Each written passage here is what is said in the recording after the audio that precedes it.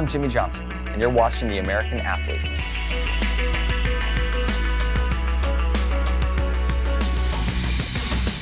Without a doubt, my parents did an amazing job raising me. I really, truly believe that. But I think we're all wired a certain way, and this is the way God made me. Jimmie Johnson, I am the driver of the number 48 car for Hendrick Motorsports. It was just such a passion for me. Every spare moment I had, I was trying to learn, working on cars and around cars, trying to race. Then my dad also had the same passion, so on rainy days, he'd pick me up and we'd go to a local short track and watch a sprint car race or a stock car race that was in the area. So just being fully immersed in it was kind of my upbringing.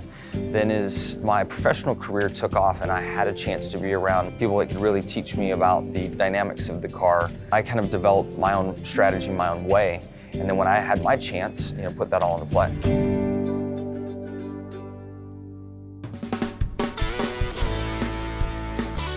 I won a championship or two without a strong fitness program. Just kind of raced my way into shape throughout the season, ate and drank what I wanted to. And it hit me. I'm like, man, I don't feel great on Monday and Tuesday after a car race. If I have a better fitness program and I'm eating and drinking the right things, maybe the start of my week will be better. And sure enough, I started feeling so much better. My energy was higher. The mental clarity started coming in. It was kind of a high. I was like, wow, I hate that I've been missing this for so many years. I would love for anyone that doesn't think we're an athlete to come out and give it a try for 4 hours at a time. And that's honestly probably one of the most difficult pieces to it. We're in that sauna that can be 140 degrees for 4 hours. And as any athlete knows, nutrition and hydration at the end of an event is the most important part. So to be losing all those fluids, to be depleted on calories, it takes a lot of training to get to that point, to be able to handle that and be sharp and crisp at the end. So when you're looking at 4 hours at Bristol, the heart rate for me there is equal to a 5K pace. So I mean, it's a serious effort. It's like a 5K for 4 hours. So there is absolutely a physical piece, an athletic piece that comes to it. It's a real deal.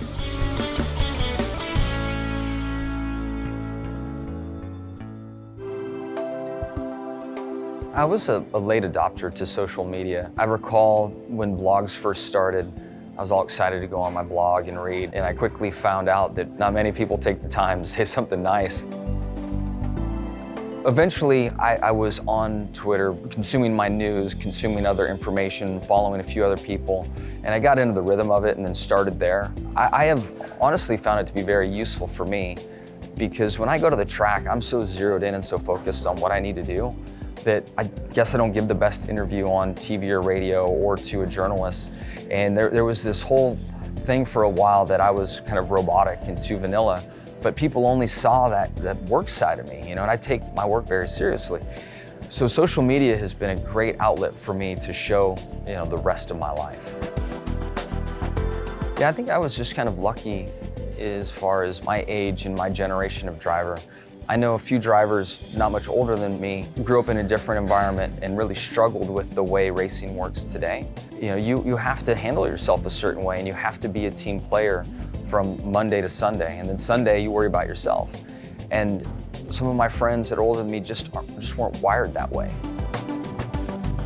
That was something that helped me stand out when in 2000, 2001 when Hendrick started talking to me. It was like, oh, he's a team player. He gets that. He understands that. And it really gave me my opportunity here at Hendrick.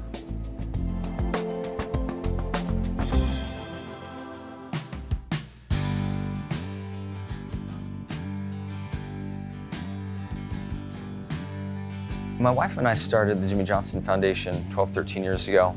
We've had multiple focuses over the years, but primarily trying to help children. And most recently, we've been focused on public education, K through 12. The 3 areas of focus have been my wife and I's hometowns, and then where we live in Charlotte, North Carolina now. So to pass out $13-ish million over these, 12 to 13 years has been extremely rewarding. Not only are we proud of what we've accomplished with the foundation, but at this point in life, having a 9 and 6-year-old, we love showing them the power of giving back and ingraining them in our foundation and bringing that awareness to their minds as well.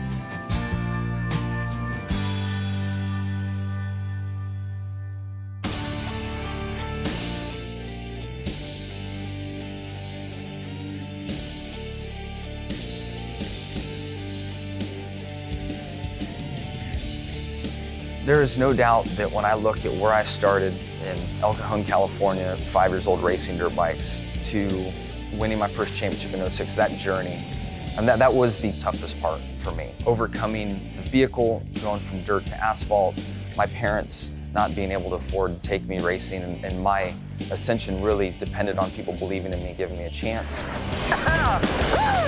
We were in such a sweet spot from '06 to 2010 when we won those 5 in a row. Sure, we had challenges during each season, but it's like we couldn't do anything wrong. It was just unbelievable how good we were as a team and how good Chad Knaus can make the team each year.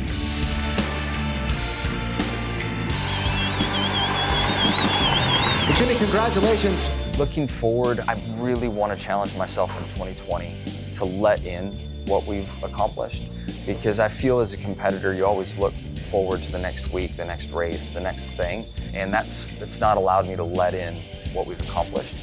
But that's a big goal for 2020, is to enjoy this ride and to be very aware it's my last full-time year in NASCAR.